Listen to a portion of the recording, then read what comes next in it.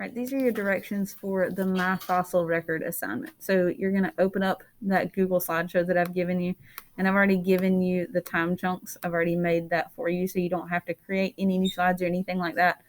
And just like on that regular fossil record, you're going to start at the very bottom with when you were born and work up towards the top to current day.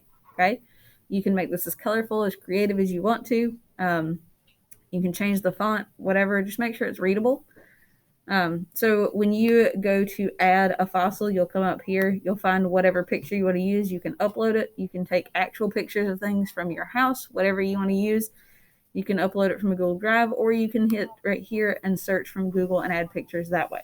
All right. So once you've added a picture, you'll be able to put the explanation next to it. Okay. So I'm going to pretend that looks a lot like the teddy bear that my grandma made me when I was little. I'm going to put that picture in here.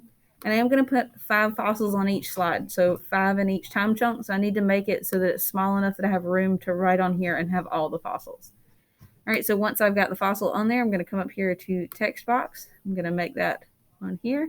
And then I'll type in it. So this is my first teddy bear.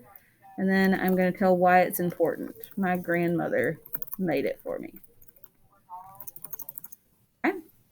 So when you put a fossil in there, you need to tell me what it is, and you need to tell me why it's important. It doesn't have to be a huge explanation. It doesn't have to be a ton of information, but that needs to be on there. Okay. So that's what you're going to do for all 5 fossils on all 5 or on all 4 slides. So you've got 20 fossils total.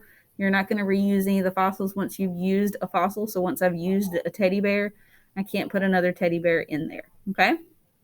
So if we come over here and look at the rubric that I've given you, you want to stay over here in this 4 row. Okay.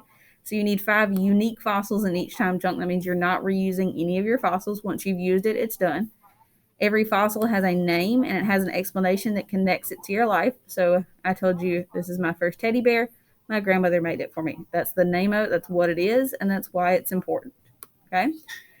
All 4 time chunks have a name that explains that time period. Okay. So I didn't do that on this one. I need to do that here. So it's at the very bottom. It's going to be the very beginning of my life. So I'm going to say this is when I was born, or I could say birthday or whatever. Okay.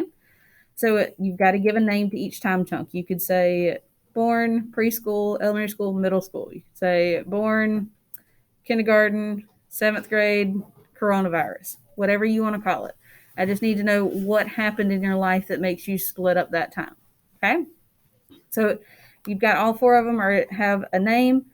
The next one is creativity and neatness. If you just give me pictures like what I did and just type next to it, you don't put any colors, you don't change anything, you just put all that stuff on there, you will lose a couple points in this section. Okay.